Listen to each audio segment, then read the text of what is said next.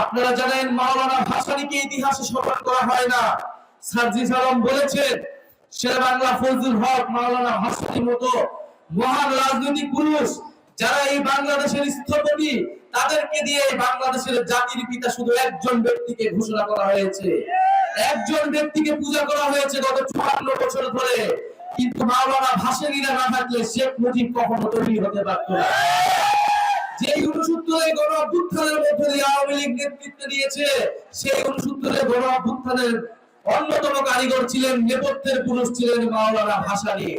মাওলানা ভাসানী হচ্ছেন এমন রাজনৈতিক পুরুষ যিনি স্বাধীনতার পরে বলেছিলেন, আমরা পিন্ডির জিঞ্জির ভেঙেছি দিল্লির দাসত্ব করার জন্য নয়, দিল্লির গোলামি করার জন্য নয়।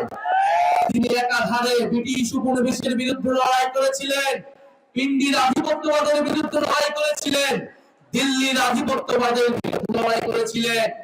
তিনি রবীন্দ্রের কথা বলেছিলেন, দায়িত্বের রাজনীতির কথা বলেছিলেন, যে আমাদেরকে দায়িত্ব নিতে হবে, আমাদের প্রাণ প্রকৃতি সমাজ এবং আমাদের আশেপাশের মানুষের দায়িত্ব নিতে হবে। সেই দায়িত্ব এবং দলদের ভিত্তিতে নতুন সমাজ, নতুন দেশ গড়তে হবে। সেই নতুন বাংলাদেশের কথাই জাতীয় নাগরিক পার্টি বলে যাচ্ছে। প্রিয় সংগ্রামী বন্ধুগণ, আমরা মাওলানা ভাসানীকে বাংলাদেশের অন্যতম স্থপতি, বাংলাদেশের অন্যতম ফাউন্ডিং ফাদার্স মনে করি। বাংলাদেশের কোন একজন জাতির পিতা নয়, বাংলাদেশে অনেকজন জাতির পিতা রয়েছে, তার মধ্যে অন্যতম রয়েছে মাওলানা ভাসানী। কিন্তু এখন বাংলাদেশে কোনো শক্তিশালী কৃষক সংগঠন নাই, ফলে কৃষকদের কথা বলার কোনো প্ল্যাটফর্ম নাই। কৃষকরা তাদের ন্যায্য অধিকার পায় না, বীজ সার এগুলোর দাম বেড়েছে, সরকারের থেকে ভর্তুকি পাওয়া যায় না, এবং কৃষকরা যখন বিক্রি করতে যায় তখন মধ্যস্বত্বভোগীদের কারণে তারা সেই ন্যায্য মূল্য পায় না। আমরা এমন একটা বাংলাদেশ চাই যেখানে কৃষকদের ন্যায্য অধিকারটা আমরা আদায় করতে পারবো।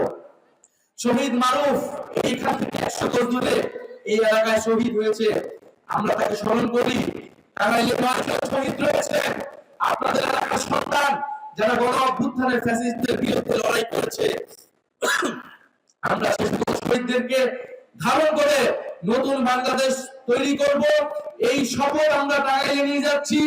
মাওলানা ভাসানীর যে অসমাপ্ত কাজ, মাওলানা ভাসানী, শেরে বাংলা ফজলুল হক, আবুল হাশিমদের যে প্রত্যাশিত বাংলাদেশ, সেই বাংলাদেশ আমরা তৈরি করব, এই শপথ আমরা নিচ্ছি। ফলে এই ঘটনা যারা ঘটাচ্ছে তাদের উদ্দেশ্য ধর্মীয় নয়, তাদের উদ্দেশ্য রাজনৈতিক, তাদের উদ্দেশ্য সাম্প্রদায়িক, এবং তাদের উদ্দেশ্য হচ্ছে লুটপাট করা। এই রাজনীতি শুরু করেছিল আওয়ামী লীগ, সংখ্যালঘুদের জমি দখল এবং লুটপাটের রাজনীতি এবং বিচার না করার রাজনীতি। আমরা আজকের সমাবেশ থেকে বলতে চাই, রংপুরে যারা এই ঘটনা ঘটাচ্ছে তাদেরকে অবশ্যই বিচারের আওতায় আনতে হবে। যিনি ধর্ম অবলম্বন করেছেন তাকেও বিচারের আওতায় আনতে হবে। আমরা ধর্মীয় সম্প্রীতির বাংলাদেশ গড়তে চাই, ইনসাফের বাংলাদেশ গড়তে চাই, বৈষম্যহীন বাংলাদেশ গড়তে চাই। ইনকিলাব জিন্দাবাদ, এনসিপি জিন্দাবাদ, মাওলানা ভাসানী জিন্দাবাদ।